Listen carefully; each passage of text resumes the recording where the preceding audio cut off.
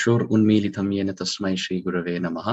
श्री चैतन्य मनोभीष्टं स्थापितं येन भूतले स्वयं रूपः कदा मह्यं ददाति स्वपदान्तिकम्। श्री कृष्ण चैतन्य प्रभु नित्यानंद श्री अद्वैत गदाधर श्रीवासदि गौर भक्तवृंद।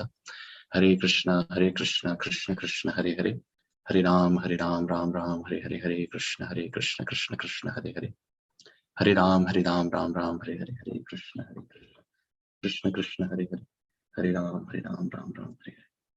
So I'll pull up the verse for today. Srimad Bhagavatam, Canto 10, Chapter 1, Text 42.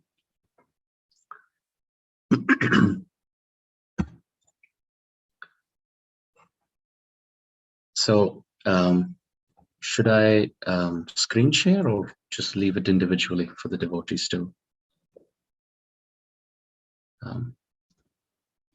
Whatever's comfortable. If you want me to screen share, I could. Screen share is really helpful, Prabhu. Thank you. Okay, I'll do that.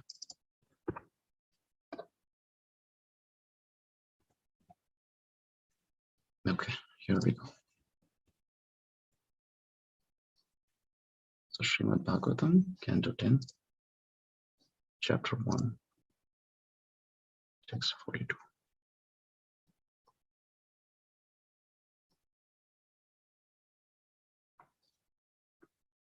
Okay, let's go.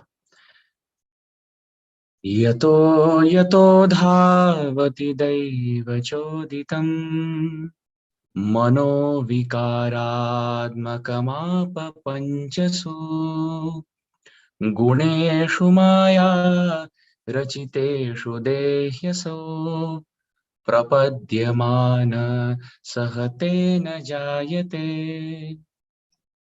It's a very beautiful verse. Translation and purport by Srila Prabhupada. Translation: at the time of death, according to the thinking, feeling, and willing of the mind, which is involved in fruitive activities, one receives a particular body. In other words, the body develops according to the activities of the mind. Changes of body are due to the flickering of the mind, for otherwise the soul could remain in its original spiritual body. Purport by Srila Prabhupada. One can very easily understand that the mind is constantly flickering, changing in the quality of its thinking, feeling, and willing. This is explained by Arjun in the Bhagavad Gita, chapter 6, text 34.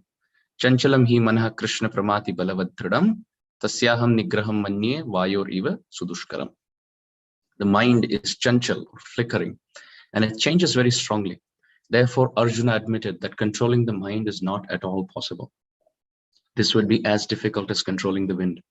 For example, if one were in a boat moving according to the wind on a river or a sea, the wind were uncontrollable, the tilting boat would be very much disturbed and extremely difficult to control. One might even capsize. Therefore, in the Bhava Samudra, the ocean of mental speculation and transmigration to different types of bodies, one must first control the mind. This is quite an important point. One must first control the mind. By regulative practice, one can control the mind, and this is the purpose of the yoga system, Abhyasa Yoga Yuktena. But there is a chance of failure with the yoga system, especially in the age of Kali Yuga, because the yoga system uses artificial means. If the mind is engaged in Bhakti Yoga, however, by the grace of Krishna, one can very easily control it. Therefore, Sri Chaitanya Mahaprabhu has recommended Harir Nam, Harir Nam, Harir Nam Eva Kevalam. One should chant the holy name of the Lord constantly. For the holy name of the Lord is non-different from Hari, the Supreme Person. By chanting the Hare Krishna Mahamantra constantly, it's quite interesting that Prabhupada uses the same word constantly again, twice, back to back. He says one should chant the holy name constantly, and by chanting the Hare Krishna Mahamantra constantly, quite an emphatic statement, one can fix the mind on the lotus feet of Krishna, Savai Mana Krishna Padaravindayo, and in this way achieve the perfection of yoga.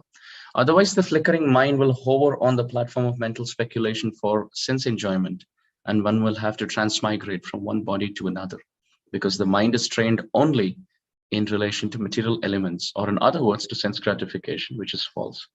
Maya Sukhaya Bharam Udvahato Vimudhan. In the Bhagavatam, Canto 7, Chapter 9, Text 43, the rascals, being controlled by mental speculation, make huge arrangements by which to enjoy life temporarily, but They must give up the body at the time of death, when everything is taken away by Krishna's external energy.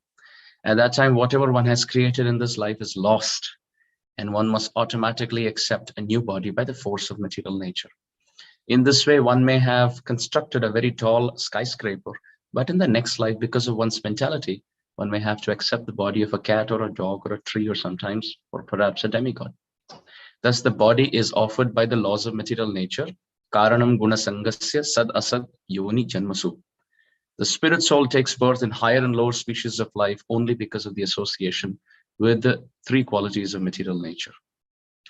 Urdhvam gachanti sattvastha, madhye tishtanti rajasa, jaganya guna vrittistha, adho gachanti tamasa. Those situated in the mode of goodness gradually go upward to the higher planets. Those in the mode of passion live on earthly planets.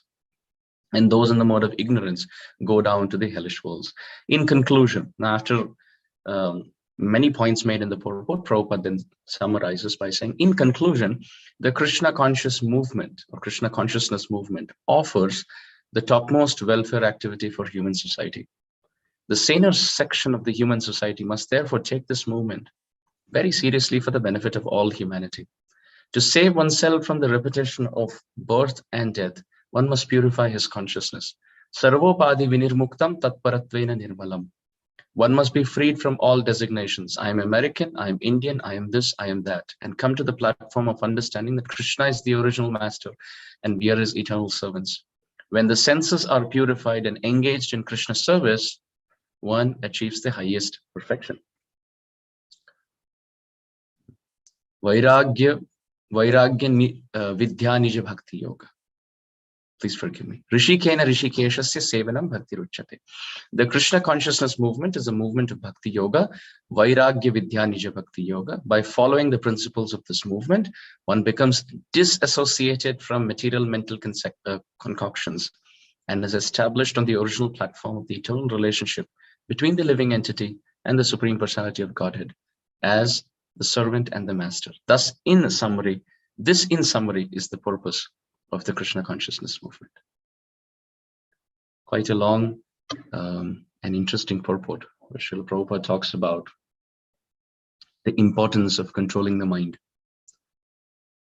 I find this to be a very important topic, especially for all of us in the present generation, because we see, and there's a very famous statement even by Sir Martin Luther King, that we live in a generation where we have guided missiles and misguided men. So it's quite an interesting generation that we live in, where speed matters more than direction. We're all running fast in all walks of life, in all departments. In everything that we do, it's all about speed. Internet, it's about speed. Traveling, it's about speed.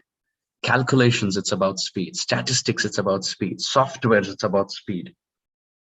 But seldom do we pause and think about which direction we are trying to go in life. What is my aim? What is my purpose? Why am I even alive? And what do I want to achieve? And how am I going to achieve that? With uncontrolled, disturbed minds, one makes life very miserable. I come from Mumbai in India. That's where I was born. And the international airport there at Mumbai, the Sahara International Airport, when the airport was inaugurated for the first time, the international airport, it was a big news in the media. And soon after that, hardly in a few months, there was another breaking news with respect to the airport. One very senior manager, he shot down his boss, loaded his gun, and it was all over the newspaper. And what was the purpose? What was the reason? What was the cause? What was the infuriating or instigating reason? He wanted a day break. He wanted to take a holiday, and his boss did not approve that. And he lost his cool and shot him dead. Now, when he was interviewed, why would you do something like this? He said, I know it's wrong. I know I shouldn't have done it, what to do. I was completely overcome by this madness called anger, which again originates in an uncontrolled mind. So many examples. The very famous royal family in Nepal. Again, it was a big sensational news back then. The royal family, they had decided that their son is going to get married to a certain very aristocratic girl from another royal family. And the boy did not like this proposal of the marriage because he was already pursuing another girl and he was in a relationship with her, but somehow to keep the status of the royal king class, it's a regal position, the prince of the country. What he does, where he gets married, whom he's in a relationship with, it's a big news. So of course the parents, they wanted him to get married to a girl of a equal economic status, but he was in love with a girl who was not from a royal class, financially or economically. And they said, you can't get married to her because our family reputation is at stake. Our social prestige is at stake. So you can't do that. You have to get married to the girl that we assigned for you. And he went so mad.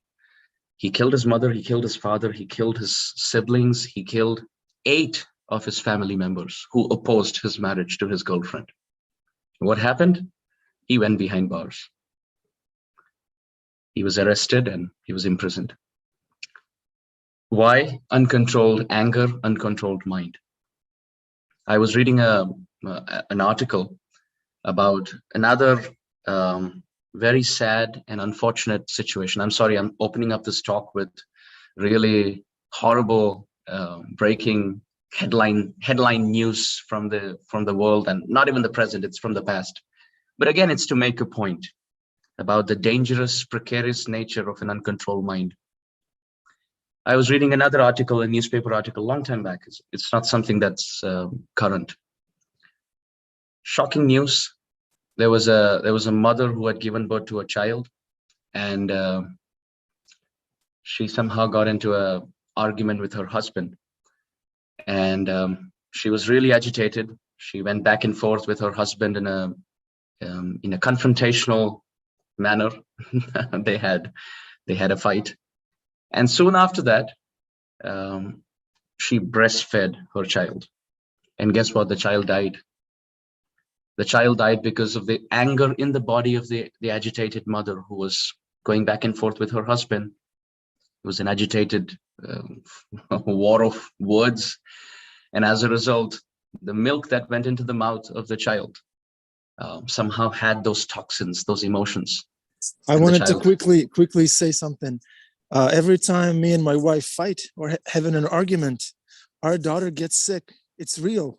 The last time we argued, there was one instance when we had a really fiery exchange, and Gurangi had to go to the hospital. I don't want to say the details, but it's real. What Amarendra Prabhu says is real. It has a huge impact on on people who depend on us. Hare Krishna. Even it gets physical. Yeah, Hare Krishna. Hare Krishna. Amarendra. This is Bhima Das from Boston. Hare Krishna. No problem. How are you doing, Prabhu? I'm really doing good after seeing you now. I had to interrupt right there because there's very disheartening type of things to hear, but it is true. As being a child of family that quarreled somewhat violently, as being a child, I can remember very clearly how other people's consciousness, when it goes into those dark modes, can really break the heart of a child. It can really break the heart of a child. So here's another witness. All right. Hare Krishna. Talk to you later, brother. Thank you. Hare Krishna.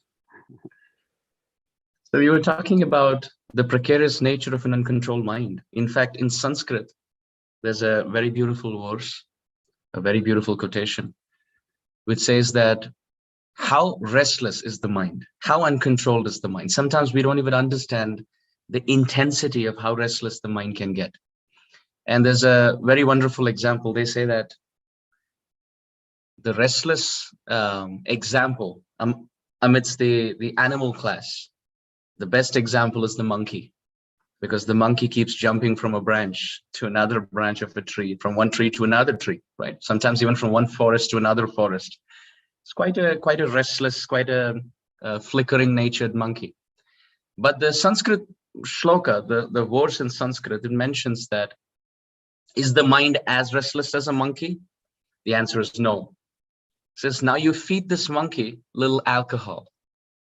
Give him little alcohol and make him intoxicated. Let him drink a bit of alcohol. How restless does the monkey get? Is that how restless the mind is? The answer is no. Now, after giving him little alcohol, let's say accidentally the monkey was bitten by a scorpion. How much would the monkey jump in pain? Is that how restless the mind is? Well, the verse in Sanskrit mentions that it's easier to control a mind. It's easier to control a monkey which was intoxicated and bitten by a scorpion than to control the restless mind. The mind is more restless to control than a monkey. Quite an interesting statement. In fact, in Sanskrit, there is a very beautiful verse written by one of the great poets in Sanskrit. They mention that there are 10 things which start with M, and they're all restless. Ma mano madhupo mego, madhyapo markato marut, makshika matkuno matsyo makara dasha chanchala. Ma mano madhupo megho madhyapo markato marut, makshika matkuno matsyo makara dasha chanchala. It's quite a poetic verse filled with alliterations. It all starts with ma. Ma, mano, madhupo, megho, madhyapo, markato, marut.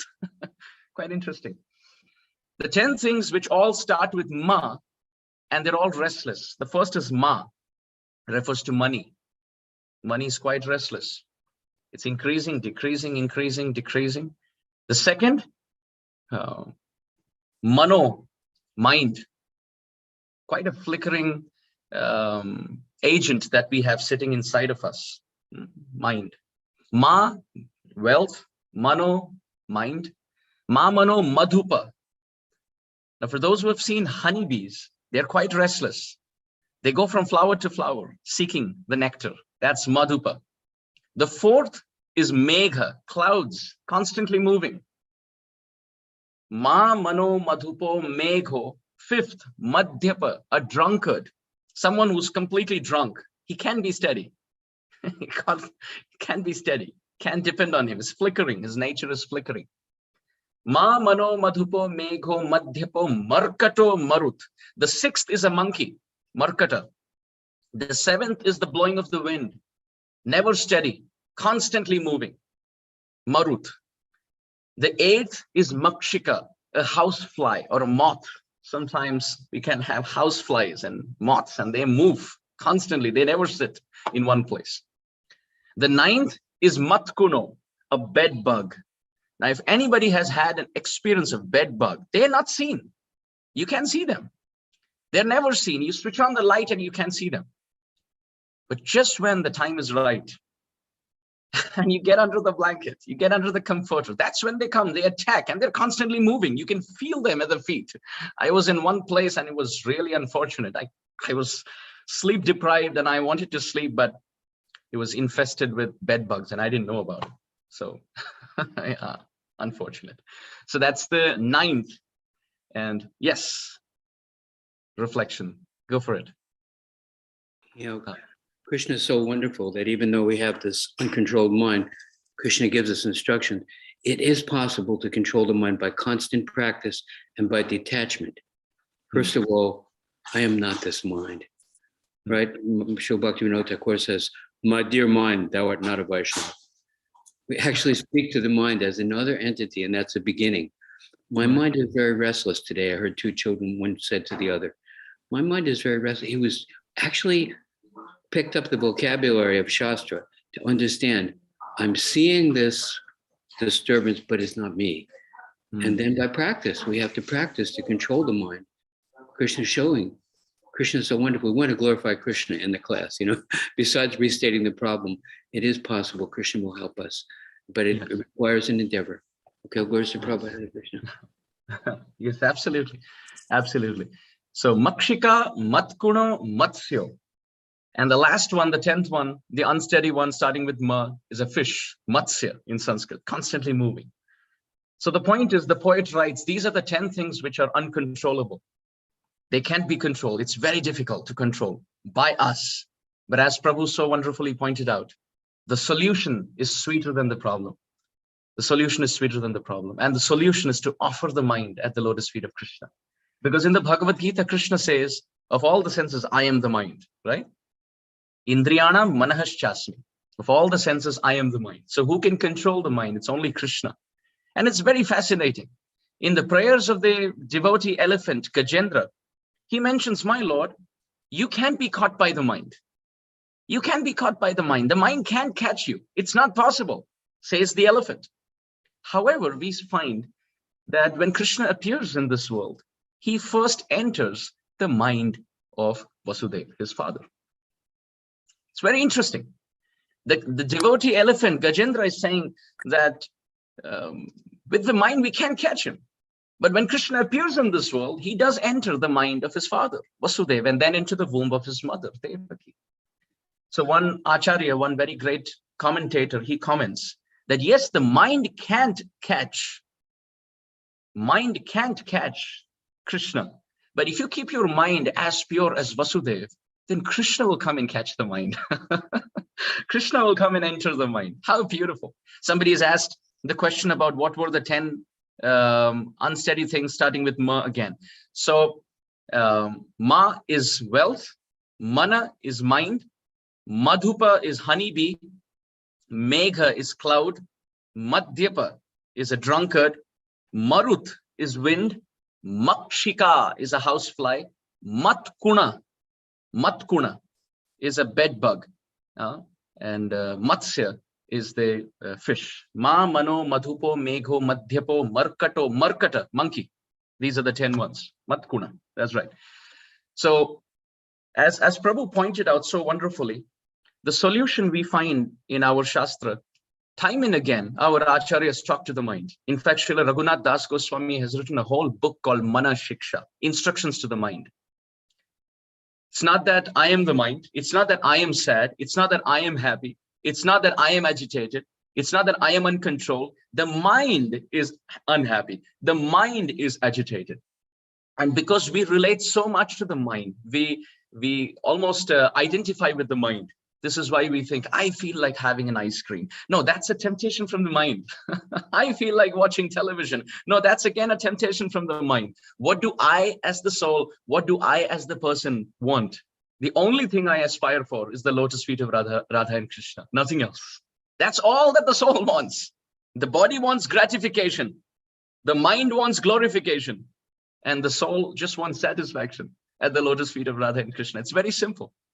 It's very, very simple. So Raghunath Das Goswami has written a whole book called Instructions to the Mind, where he says, oh mind, please serve the lotus feet of Radha Krishna. As Prabhuji was mentioning, constant conversation with the mind, inspiring the mind on the path of bhakti. We find some other examples, like the very famous song, Bhaja Hure Mana Shri Nanda Nandana Abhaya Charanara Vindare Durlabha Manava Janama Satsange Tarahue Bhava Sindhure. The poet is beseeching his mind. Bhaja Hure Mana. Oh mind, why don't you worship Krishna? You have been struggling in this world for such a long time. Why? Because we know ultimately it's the mind who becomes happy or who becomes sad. The soul is always happy. The body is dead matter, so he doesn't feel. Who is the one who feels happy or sad? It's the mind. So the poet, devotee, is telling the mind, you've been struggling in this world for such a long time. Why don't you give yourself to the lotus feet of Krishna? By giving yourself to Krishna, you will see that you will become supremely blissful and ecstatic on the path of bhakti, on the path of finding your inner satisfaction. So many such examples. Bhajore bhai mana ati manda Gaura Gadadhara Dvaita Prabhu Nityananda. Srila Bhaktivinoda Thakur has said, "Oh mind, why don't you worship Sri Chaitanya Mahaprabhu, who has appeared in this age of Kali Yuga to give the medicine of the holy name? Oh mind, just give up all duplicity and worship him." Very, very interesting. Very interesting. The glories of offering our mind. Even in the Bhagavad Gita, we see Krishna speaks about so many things, but there's one constant flow of instruction, and that is to offer the mind to Krishna. That's constant throughout all the chapters. You find at the end of the 6th chapter of the Bhagavad Gita, actually chapter 6, text 47, Krishna says, Yoginam api sarvesham madgatenantaratmanah shraddhavan bhajate yomam sameyuktatamo matah. Of all the yogis, those who give their mind to me are the best. And the first verse of the 7th chapter of the Gita, Mai asaktamana partha, O Arjun, Mai asaktamana, to be attached in me. What is the path? Please listen to that carefully. The path of being attached, attaching your mind to my lotus feet.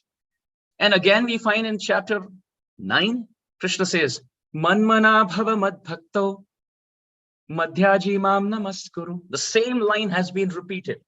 Chapter 9, text 34, you find the same thing at chapter 18. Krishna speaks the same thing. Chapter 18, text 65, that give your mind to me. And if you can't do that, then try to offer your heart to me. If you can't do that, then try to worship me. If you can't do that, then at least give your body to me, offer obeisances to me, right? So he gives if not this, then this. You know, if you can't do this, then you do this. But the constant thing that he says is offering your mind. Another very beautiful verse in the Gita, Krishna says, Ananyas chintayanto mam ye jana paryupasate tesham nityabhiyuktanam yogakshamam vahamyaham. That I will maintain if you simply think about me. If you think about me, I will maintain you. You don't worry. You think of me and I'll think of you. Very interesting. Very, very interesting. And we see in the scriptures that those who can give their mind to Krishna against all odds, tolerating all the dualities, they are considered to be the saints. On one hand, you have Hiranyakashipu, and on the other hand, you have Prahlad. Now, if you think about it, everything that I am aspiring for in life, Prahlad didn't have it. Hiranyakashipu had it. Good food, good clothes, good home to live in, lot of money, everything, position in society, everything that a conditioned soul aspires for, 1,000,000 times, 1,000,000,000 times more than that, Hiranyakashipu was the one who had it. Prahlad did not have any of that. He didn't have the army. He didn't have the cops to support him. He didn't have weapons. He didn't know anything. He didn't have any money. He was depending on his father. And his father, who had everything, was miserable. Absolutely miserable. And Prahlad, on the other hand, he didn't have anything, but he had Krishna on his side. And he was completely blissful, completely joyful. The only intention of Prahlad's father was to murder Prahlad, to kill him, to torture him, to burn him to ashes, to drown him in water, to kill him under the stampede of maddened elephants. This is how cruel he was. He had everything materially, but he had an uncontrolled mind, which was not offered to the Supreme Lord. As a result, he made a big mess of his life and tried to make mess into the lives of others. And on the other hand, you have Prahlad, whose mind was completely controlled and satisfied because he had offered that mind to Krishna. And as a result of that, we see, although he didn't have anything materially, the pillar cracked for him and Nrsingadev appeared. So many beautiful examples. Think about the Pandavas. Think about Duryodhan on one side and Yudhishthir Maharaj on the other. Duryodhan had everything materially speaking. He had good clothes. He had a lot of following, a lot of money, women, servants, everything. He had all the opulences that we look for materially.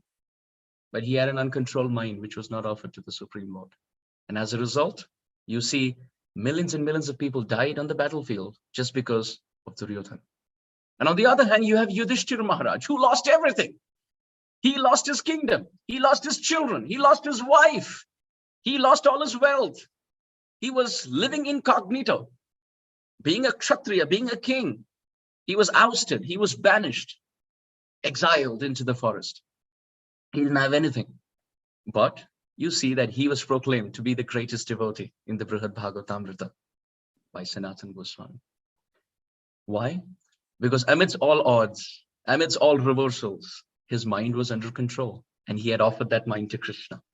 So the essence of the whole story is all material opulences that we can amass and we can collect, it's like hardware. And our mind is like the software. Imagine if you have the hardware, which is perfect. You have a good laptop, you have everything going good. You have a good mouse, you have a good system. Everything's wonderful externally. But let's say the software inside, the operating system inside is corrupt. There's a virus there. What are you going to do? The whole system breaks down. On the other hand, if the software is good and the hardware has some problem, you can fix that. It's not a problem. So external material opulence, we possessing that's like having a good hardware, and having our mind not under control, it's like having a corrupted software. What is the use?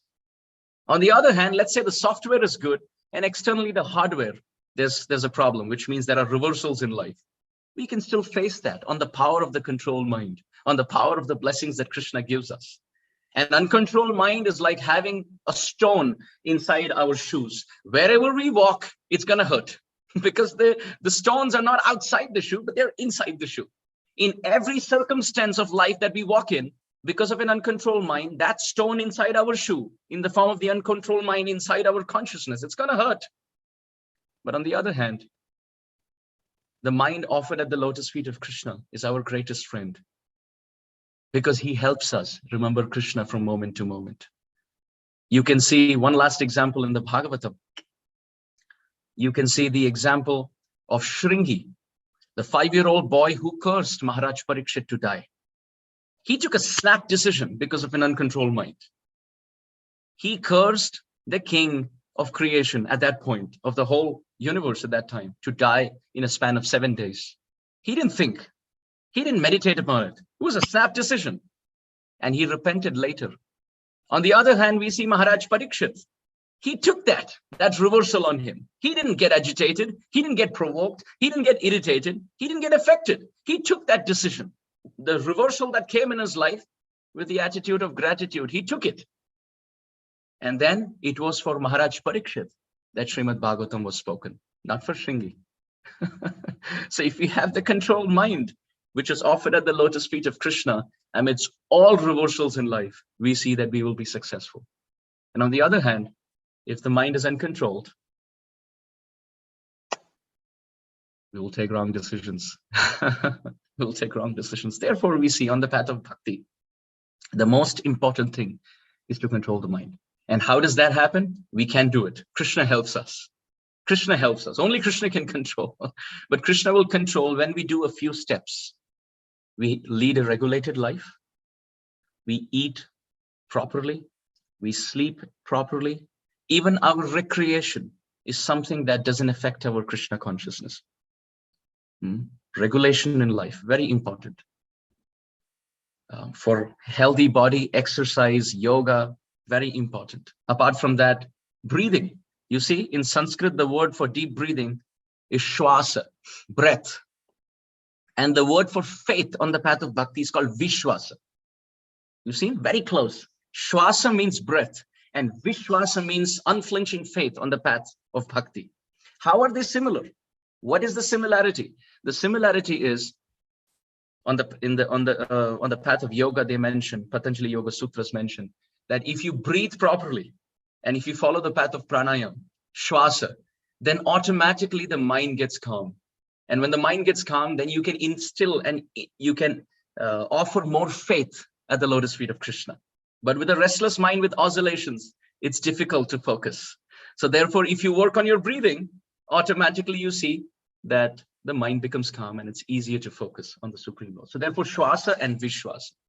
And also we see in the Sanskrit language, the word for temple is mandira, right? Mandira.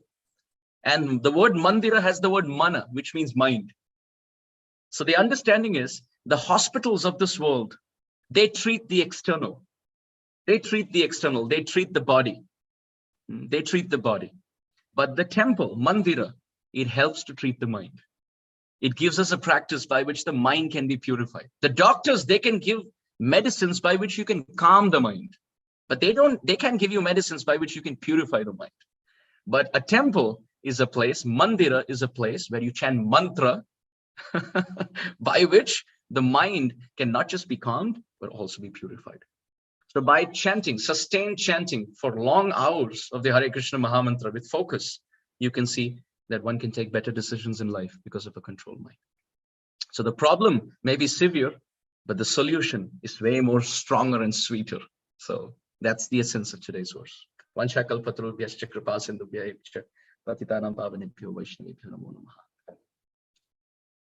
Any questions or reflections? Hare Krishna, Amarendra Prabhu. I have a question in regards to in Kali Yuga, how we have so many traumas and issues that affect the mind. And I was wondering, I don't know if either your personal opinion or according to Shastra, the benefits nowadays of not just chanting the holy names to control the mind, but also working with modalities such as cognitive therapy, all of these other modalities that can help people kind of work through their traumas, work through all of these issues that we kind of get conditioned with in material life. So I'm just wondering on that. Thank you. Nothing wrong in taking help in case of necessity. If you think it's working and it's helping us focus better on the path of bhakti, go for it. Anything that helps us go towards the lotus feet of Krishna sincerely, without distractions, is welcome. And anything that distracts us away from our goal, we don't regard it so much. So whatever works, no problem. Any other reflections or questions? Hare Krishna, Hare Bol, Prabhu. What a wonderful class. Wow. I'm a parent, and hearing the discussion about earlier when Ananda Bihari was mentioning about his daughter, I can totally relate. I'm still new to Krishna consciousness, but every single time my daughter and my son, I say I'm angry and I say stuff in the house that I shouldn't say, I notice how it comes back. I notice how it comes back, and I don't want to go into detail, but things happen. And I say, oh my God, Krishna, what have I done? So I go to the kids and I apologize to them, and I'm supposed to be setting the example. And I go to the altar, and I pray, and it's just, this is just a reflection as a parent. I want to be a better parent, but the mind, like you said, if we don't get control of the mind and the anger gets control of us, then it can be very, very, very dangerous. So yeah, chanting the Hare Krishna Mahamantra I find it very, very, very good for me. In addition to that, going out in service and feeding the homeless, keeping my mind occupied and doing some service. And I always ask Krishna, what can I do? I surrender. Just tell me what it is I can do. So thank you for this wonderful class, Hare Krishna, brother. Thank you, Prabhu, for this reflection. Thank you. Yes, Prabhuji. Hare Krishna. This, for the last 5 days, half hour, 45 minutes at a time, devotees have been explaining the philosophy that Vasudeva is presenting to Kamsa.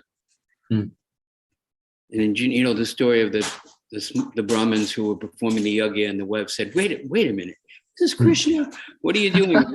So I imagine during these whole 5 Bhagavatam classes, here's poor Devaki held up by her hair, and her brother is about to cut her head off. And I'm just thinking, at one point she said, Prabhu, he can't hear what you're saying. We've got to have some other way. He's not going to listen to all this was you're the mind and this and birth after birth, and then you get different. But forget it. Okay, you can kill the kids, just don't kill my sister. It's like interesting how even though there's elaborate, erudite, shastric evidence that what he's doing is not good, not pleasing to Krishna, that's going to cause him trouble in the future, he had to come up with something else. And I imagine Devaki just hanging by her hair going, Prabhu, 5 Bhagavatam classes later, he's still got the sword in his hand, for God's sake.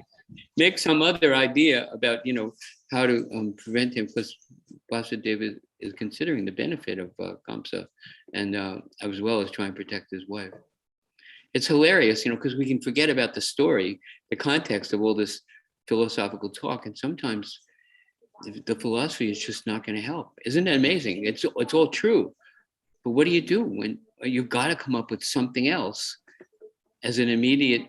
Because he's trying to solve it by performing an elaborate philosophical discussion. No, I just trying to remind what the story is from. It's kind of humorous. Okay, where's Prabhupada? Sorry, talking long. It's beautiful. And we do see that this is the greatness of Vasudeva Maharaj, that he was from moment to moment looking at Kamsa to see, is he understanding or is he not understanding? If he's not going to understand, I have to try something. If plan A doesn't work, then plan B. If the philosophy doesn't work, then I'll have to just promise him, I will give you every child that's born to me. Now it's very difficult. It's impossible for anyone, any human, to do that. And he's promising, every child who's born to me, I will offer him to you. And this is what pacified Kamsa. Kamsa says, yeah, okay. Yeah, quite an honest person with a lot of integrity. So I will accept that. It's interesting. Yes. We could have similar situations. And just sort of allow people to say something. Yashodulal Prabhu, go for it. Hare Krishna, Amarendra Prabhu. Dandavats. Wonderful class as always. Two reflections, actually one reflection and one quote from Satchidananda Swami. So the reflection is something I heard in a corporate training seminar many years ago on leadership. It was a blind mountaineer who's world famous. He's climbed even Mount Everest and Kilimanjaro and all kinds of mountains. He's completely blind since the age of like 15 or something. And he's climbed all these mountains. And he said something that stuck in my mind. It's similar to the Bhagavad Gita's teachings. And he's a Buddhist. He said to see to the bottom of a lake, the water needs to be still. And so I was reflecting that, that's really good because, Krishna is in our heart and we want to capture Krishna with our mind, but the mind can be restless because you won't be able to get to him. So that was one. The other thing is a quote, something that I've heard Satchidananda Swami speak about often, and I'm glad you brought it into your talk also, the importance of an integrated lifestyle, that we recreate properly, we eat properly, we exercise properly, and of course we study and hear Srimad Bhagavatam, Bhagavad Gita, and Chaitanya Charitamrita regularly in the association of devotees, and we do some service. I think that integrated lifestyle is really important because sometimes devotees miss the integration part and they only go with one or two or, just one. And they say, why am I not feeling the taste? Well, because the rest of your lifestyle is out of sync. That's true. Balance is the key. Balance is the key. There's yoga for the body, yoga for the mind, yoga for the soul. So we need all of that. Thank you. Yes. I'm sorry. Yeah, go for it. Hare Krishna, thank you so much for the class. I could listen to you all day, but I just want to reflect, about this conversation. And thank you, Adi, for reminding us. There's a woman standing there being pulled by her hair at the moment. But what I really love about Vasudeva is he speaks the highest to the lowest. Like Prabhupada tells us, here it is, the concept in his very lowest moment of this demonic nature, and yet Vasudeva doesn't meet him where he's at. Vasudeva doesn't dive down into the dumper with Kamsa, he goes high. And I was thinking it's such a good reminder for us, not just with our own interactions with people, but with myself. When my mind is in the dumper, let me not join it in the dumper. Let me, speak high to it, going to And the higher elevate. things to lift myself up. So Absolutely. I just Very nice. Thank you. Thank you. Yes, we must always try to elevate to the highest conceptions possible. Thank you. Wonderful.